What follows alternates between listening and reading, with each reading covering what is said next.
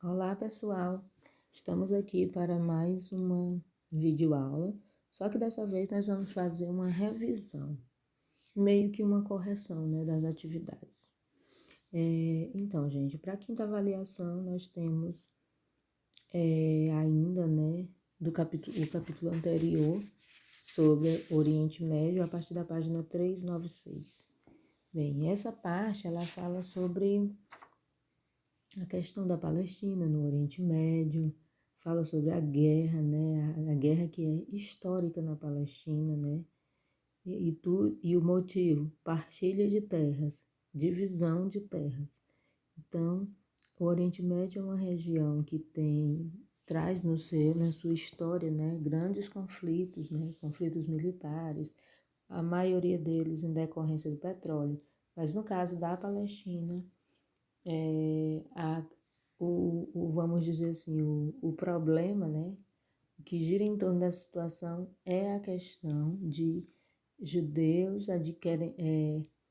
adquirirem terras, né, e de determinada região e sempre tendo esse conflito, né, entre judeus e árabes. Na atividade da aula 10, eu pedi que vocês elaborassem, né, questões com as respectivas respostas exatamente sobre esse trecho. Então, dentre as diversas perguntas que eu vi perguntas em relação à questão da Palestina, né? Qual é a questão, no que resultou essa questão, né? Que eu já falei sobre essa questão desde a fundação do Estado de Israel, em 1948. Isso marcou, né, mais o início de conflitos nessa região. Mas esse conflito ele não começou em 1948. Ele é como o texto diz, é um conflito histórico, né? Em seguida, o texto fala sobre a questão da guerra árabe-israelense, né? Que tem a ver também com a questão de território, né? Na faixa de Gaza. Tem a Guerra dos 6 Dias, né? Que aconteceu na década de 1960, né? E tem a ver com a questão de território, mas também um território que tivesse uma certa superioridade em relação ao petróleo. E diversas outras guerras, guerra do Líbano. E aí, em seguida, o texto fala do conflito entre judeus e palestinos, de como está na atualidade. Aí o texto fala que a Palestina é reconhecida hoje não como um Estado em si, né, de direito, como é Israel. A Palestina é um Estado em observação perante a Organização das Nações Unidas, né, a ONU. Então, é um território que ainda está em observação. E, em seguida, o texto fala também sobre o islamismo, né, a questão da expansão, né, de qual o objetivo, né, qual é o objetivo dessa religião, né, que é a religião entre as grandes religiões do mundo, é a mais recente que conseguiu, né, fazer grandes momentos de peregrinação e atraindo pessoas à sua religião, mas que também, por conta dessa chamada boa morte, morrer por Deus, como eles dizem, isso fez com que eles dominassem territórios, tá? E aí depois o texto fala sobre quem são esses xiitas, esses sunitas. São grupos dentro do islamismo, grupos que se identificam como grupo que, no geral, persegue o objetivo deles, ou a intenção deles, ou melhor, o que eles pregam não é a perseguição, mas na prática termina sendo. Né? Eles seguem as tradições dos profetas deles, um deles que é muito citado é o profeta Maomé, mas o objetivo deles é disputar, né, territórios que queiram fazer parte de sua religião. Então, essa é o fundamentalismo, né? É no que ele se fundamenta. E o texto fala sobre a Revolução Islâmica, né, no Irã também, que diz respeito exatamente a essas questões de ocupar territórios ou ir atrás de territórios que queiram estar seguindo, né, vamos dizer assim, usar esse termo, seguindo a sua religião. Aí o texto cita também Guerra do Golfo, Guerra do Iraque, que aí já são guerras mais ligadas quase que totalmente ao petróleo, tá? E aí nós vamos agora para a atividade da aula 11. A atividade da aula 11 foram algumas questões, né, sobre a Europa Ocidental. No início do capítulo, o capítulo 6, começa falando sobre como é essa divisão da Europa. E aqui vem uma pergunta. Qual o motivo da divisão da Europa em oriental e ocidental? Então, o texto já fala, né, sobre essa questão. Por que existe essa divisão? Né? Essa divisão ela é utilizada, né, mais por uma questão baseada, né, nas questões históricas, no processo histórico da divisão antiga, né, de blocos capitalistas e socialistas, sendo que aí aqui a segunda questão já diz o que eu iria falar na sequência. Cite pelo menos 3 características da Europa Oriental e Europa Ocidental. Então, gente, aqui fala sobre as características. De um modo geral, elas têm sim contrastes. Enquanto a Europa Ocidental, ou seja, Oeste, é uma Europa mais desenvolvida, foi onde começou a Revolução Industrial, é a parte da Europa capitalista, a Europa Oriental, né, o lado leste, que é aquela região toda que antes era União das Repúblicas Socialistas Soviéticas, o nome já diz. É uma Europa socialista, era na verdade, né? Socialista, um pouco mais pobre, as principais atividades são as atividades agrárias. Claro que com todo esse processo, quando chegou ao fim o socialismo na Europa, os países passaram a fazer parte do capitalismo e aí a configuração mudou, né? O que era a União das Repúblicas Socialistas, cada país foi se tornando independente e tomando o seu rumo, como bem dizer. Terceira questão. Caracteriza o relevo e hidrografia do continente europeu.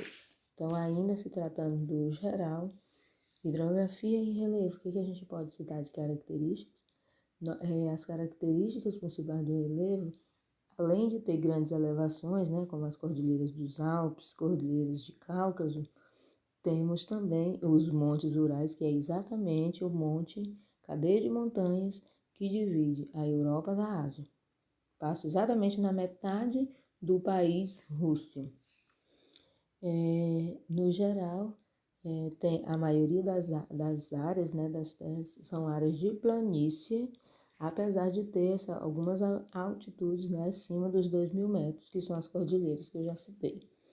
E da mesma forma de hidrografia, né, as áreas onde passam os grandes planaltos traz uma certa condição de ter rios um pouco mais encachoeirados, que são propícios para a geração de energia. Instalação de usinas hidrelétricas para a geração de energia. Mas a grande parte, né, são rios navegáveis. Se o relevo, na sua maioria, é de planície, logicamente os rios vão ser rios de planície, ou seja, rios navegáveis. Como aí o texto cita, né, ao nome de alguns rios, Rio Danúbio, Mar Negro, que é uma parte, né, que deságua, né, dentro do território, e assim por diante. Quarta questão. Caracterize o clima e vegetação. Por que sempre os dois estão relacionados? Por que relevo está relacionado com hidrografia? Porque, logicamente, se eu tenho área, como eu já falei, se eu tenho área de planície, os rios são mais planos, portanto, favorecem a navegação. Do mesmo jeito em relação ao clima e vegetação. Se eu tenho, como é o clima da Europa? na sua maioria, é bem diversificado, porque se ele mostra 6 tipos de clima, isso aí a gente já pode dizer que é bem diversificado, sendo que nas partes mais próximas do Círculo Polar Ártico, nós temos os climas de características mais polar, como altas montanhas, polar e frio. E quanto mais vai chegando para o mar Mediterrâneo, né, ou seja, mais abaixo, temos o semiárido, temos que é um pequeno trecho, mas na sua maioria o clima é um clima temperado. E da mesma forma a vegetação. Ora, onde tem clima polar, a vegetação vai ser gelo. Onde tem climas de alta montanha, a vegetação vai ser de altas montanhas. Então, da mesma forma que o clima, a vegetação, a predominante é a floresta temperada, mas há uma grande diversidade. Quinta questão: qual o perfil da população da Europa? Bem, gente, agora falando de população, no geral, qual o perfil? É uma população que tem um perfil de mais idosos do que pessoas mais jovens. É uma população em que a taxa de natalidade diminuiu e a taxa de mortalidade também. Não nasce muita gente, mas também não morre devido à qualidade de vida, ou seja, a expectativa de vida, né, da Europa Ocidental, no caso, né, que é mais capitalista, mais rica, a expectativa de vida de quase todos, né, é acima dos 80 anos. Ou seja, as pessoas chegam aos 80 com qualidade. E, no geral, né, apesar de ter essa qualidade, no geral, a questão do envelhecimento, né, tem sido um problema para a maioria dos países, né? Por quê? Por qual motivo? Exatamente, eu já estou falando aqui da sexta questão. O que se considera desvantagem em relação ao aumento da população de idosos? O texto fala exatamente isso, é porque se não tem muito idoso, ou melhor, se tem muito idoso, tem menos jovem e, consequentemente, tem pouca gente para trabalhar. Ou seja, a população economicamente ativa, ela está sempre não consegue suprir essa demanda do mercado. Não tem gente para trabalhar, porque a maior parte, ou uma grande parte, é de idoso. Então, responde já a sexta questão. Sétima questão. Caracteriza o espaço rural europeu. Então, o que a gente pode falar do espaço rural europeu? O espaço rural na verdade, assim, a Europa, a ocidental, no caso, que é a mais rica, exatamente, se ela tem grande produtividade, se ela tem uma boa infraestrutura, a maioria dos países, o espaço rural também é um espaço rural mais mecanizado, com grandes áreas produtoras, só que não é produção em pequena escala, em grande escala, grandes criações de bovinos, de suíno. Então, são áreas de alta produtividade e que realmente tem um investimento, ou seja, um investimento, uma influência muito grande, né, da infraestrutura, né, daquela produção. Não é a agricultura moderna chamada, na sua maioria, a agricultura moderna. Então, o espaço rural da Europa Ocidental, ele é um espaço rural tipicamente de países desenvolvidos. Um espaço rural com a alta mecanização na agricultura e grande produtividade. Caracterize o espaço urbano. O espaço urbano, por sua vez, se o rural tem toda essa infraestrutura, o urbano, né, é exatamente de alto nível, né, há um alto nível da urbanização, né, a população, devido ao processo de industrialização, né, milhares de pessoas saíram do campo, né, para as cidades, logicamente em busca de trabalho nas indústrias, né, mas mesmo muitos depois tendo voltado para o espaço rural, porque eles viram que o espaço rural tinha estrutura também para se viver.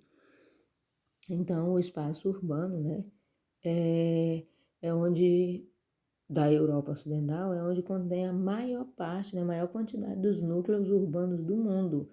Ou seja, grandes cidades que são cidades turísticas, né? Alemanha, ou países, né? Cidades, né? Cidades, mas sendo representadas aqui pelos países, né? Alemanha, França, né? Então, é essa a característica do espaço urbano. Vamos então aqui para a aula 12. Na aula 12, nós vimos os aspectos econômicos da Europa Ocidental. Pedi que vocês fizessem um relato dessa aula, né? Colocando também as possíveis dúvidas. Eu recebi bem poucos, e os que eu recebi disseram que não tinham dúvidas. Mas mesmo assim, nós vamos fazer um comentário assim geral.